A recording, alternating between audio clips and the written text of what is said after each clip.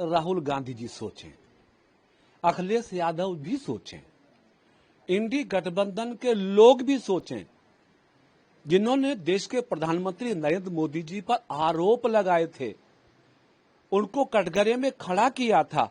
जब 50% टैरिफ की बात हुई थी, लोगों ने विदेश नीति पे सवाल उठाए थे, मोदी जी पे सवाल उठाए थे। देश जानता है, दुनिया जानती है कि देश के प्रधानमंत्री नरेंद्र मोदी जी की कूटनीति, उनकी नेतृत्व की क्षमता, उनका सरकार चलाने का तौर तरीका, देश के प्रति उनका समर्पित भाव ने दुनिया में देश की नई पहचान बनाई है। और आज ये साबित हो गया जब ट्रंप के द्वारा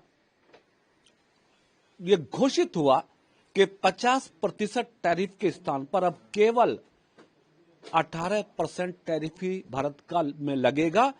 तो इससे साफ हो गया कि देश के प्रधानमंत्री नरेंद्र मोदी जी, चाहे राष्ट्र नीति हो, चाहे विदेश नीति हो, वो हर नीति में परफेक्ट है। और भारत को विकसित राष्ट्र बनाने का जो संकल्प उन्होंने लिया है, हर कदम 2047 तक भारत को विकसित राष्ट्र बनाने की दिशा में तेजी से आगे बढ़ रहा है। मंत्री जी की प्रशंसा होनी चाहिए, तारीफ होनी चाहिए। योगी जी ने उत्तर प्रदेश को केवल विकास ही नहीं, बल्कि गुंडागर्दी से, माफिया गर्दी से, आतंकवाद के बीजों को खत्म करके यूपी को बेहतर माहौल में लाने की कोशिश की है। यदि कुछ मदरसों में विदेशी फंडिंग से हमारे देश में अशांति पैदा करने की बात होती है, धर्म परिवर्तन कराने की साजिशें होती हैं, आतंकवाद के बीजों को बोया जाता है, तो यदि उन मदरसों की जांच हो जाएगी तो ये तो उत्तर प्रदेश की जनता के लिए एक बहुत ही बेहतर काम होगा। इसकी प्रशंसा होनी चाहिए। सर, मुख्यमंत्री योगी आदित्यनाथ महीने उद्घाटन भी होगा। प्रधानमंत्री जी, मुख्यमंत्री जी, यानी डबल इंजन की सरकार, विकास भी और विरासत भी, दोनों पर काम करिए। और जेवर एयरपोर्ट के लोकार्पण की तिथियां, समय नजदीक है।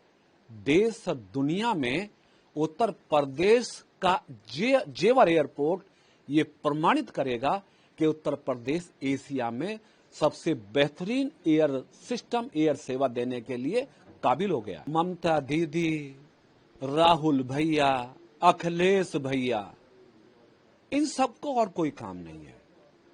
इलेक्शन कमीशन की प्रक्रिया पे सवाल उठाना, देश की सेनाओं पे सवाल उठाना, देश की संसद पे सवाल उठाना, निशाना मोदी जी होते हैं।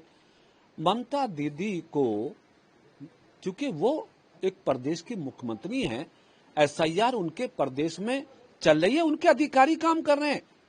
क्या उन्हें अपने अधिकारी पर भरोसा नहीं है? अपने कर्मचारी पर भरोसा नहीं है? अरे एसआईआर से देश के अनेकों प्रदेशों में करोड़ों ऐसे वोटर्स